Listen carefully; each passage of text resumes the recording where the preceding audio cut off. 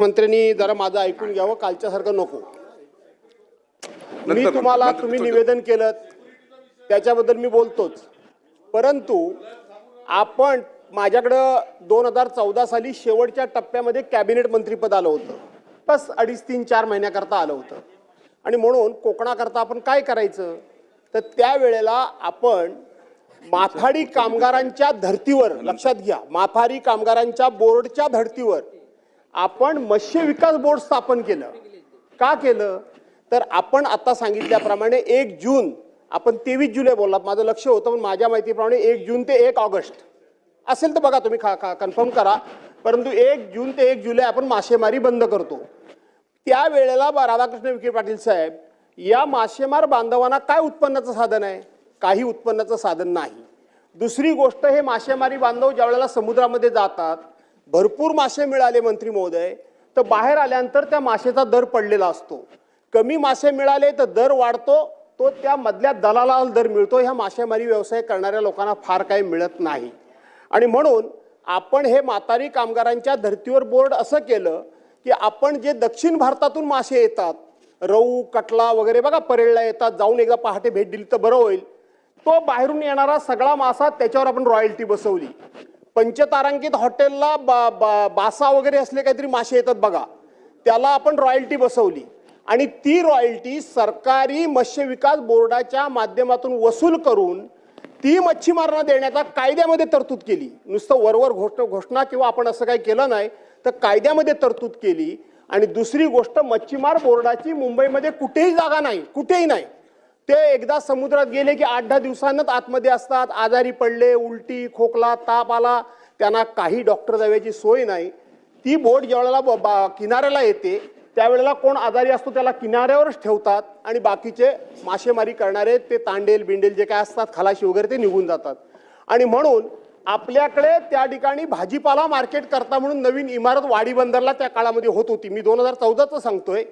त्यातला एक फ्लोर आपण ह्या मत्स्य विकासाकरता कायद्यामध्ये आणि त्या बोर्डाबरोबर चर्चा करून सरकारी नियम म्हणून आपण त्या ठिकाणी ठेवलाय. त्यानंतर मंत्रिमंडळामध्ये मला संधी मिळाली नाही. आपण कोकणातले मंत्री आहात आणि म्हणून माझी आपल्याकडून अपेक्षा आहे की आपण ह्या बोर्डाची पाहिजे, माझी गरज असेल तर मला बोलवा, न पेक्षा त्या बोर्डाची काय माहिती आहे ती संपूर्णपणे घ्या. त्याचबरोबर त्या भाजीपाला इमारतीमध्ये जागा जर तुमच्या कारकिर्दीमध्ये आता ते बांधून झाले की मला माहीत नाही, परंतु झाला असेल तर एक फ्लोअर त्याच्याकरता ठेवला होता, तो ताब्यात घ्या. आणि तशा प्रकारचं काम जर तुमच्या हातून झालं तर खूप मोठं काम होईल. आणि म्हणून या निवेदनाच्या निमित्तानं माझी सूचना आहे, या बोर्डाचा पुनरुज्जीवन आपण करणार का? मंत्री महोदय, नंतर पॉइंट ऑफ व्ह्यू नंतर. अध्यक्ष महोदय, आमच्या ज्येष्ठ सदस्य भास्कर जाधव साहेबांनी अतिशय महत्त्वाची आणि अनुभवापोटी माहिती आम्हाला दिलेली आहे.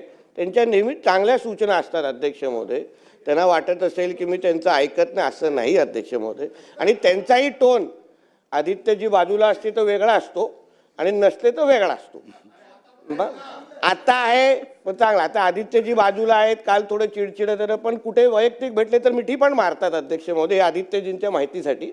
पण तरी या एकंदरीत तुम्ही जी काही सूचना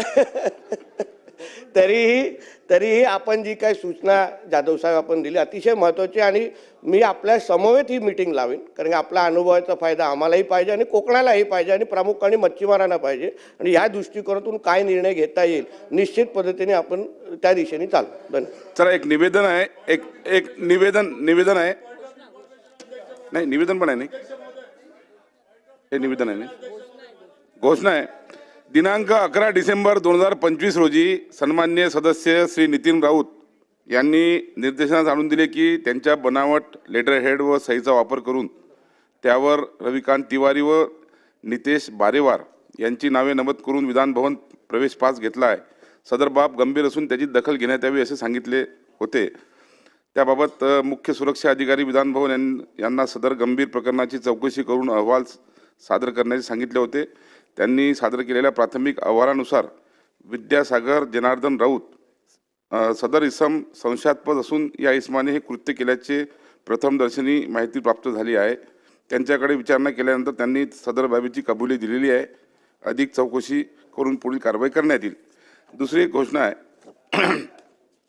सर्व सन्मान्य सदस्यांना कळविण्यात येते की भारतातील सांसदीय लोकशाहीच्या वाटचालीत महाराष्ट्र विधान परिषदेचे स्थान अतिशय वैशिष्ट्यपूर्ण आहे. महाराष्ट्र विधान परिषद शतक महोत्सवानिमित्त वि.स. पागे संसदीय प्रशिक्षण केंद्रातर्फे प्रकाशित करण्यात येत असलेल्या संदर्भ समृद्ध ग्रंथमालिकेतील विधान परिषदेने संमत केलेली महत्त्वपूर्ण विधेयके, ठराव आणि धोरणे या द्वितीय ग्रंथाचे प्रकाशन मान्य श्री नितीनजी गडकरी, केंद्रीय मंत्री, भारत सरकार यांच्या शुभ हस्ते आणि माननीय मुख्यमंत्री, उपमुख्यमंत्री व सांसदीय कार्यमंत्री यांच्या प्रमुख उपस्थितीत शनिवार दिनांक 13 डिसेंबर 2025 रोजी सकाळी 9 वाजता विधान परिषद सभागृहात करण्यात येत आहे. या प्रकाशन सोहळ्याला आपण उपस्थित राहावे याबाबतच्या निमंत्रण पत्रिका टपालाद्वारे वितरित करण्यात आल्या आहेत. महाराष्ट्रातील ताज्या बातम्यांसाठी बघत रहा टाइम्स टुडे टीव्ही. सोबतच शेअर करा, सबस्क्राईब करा आणि बेल आयकॉन प्रेस करा.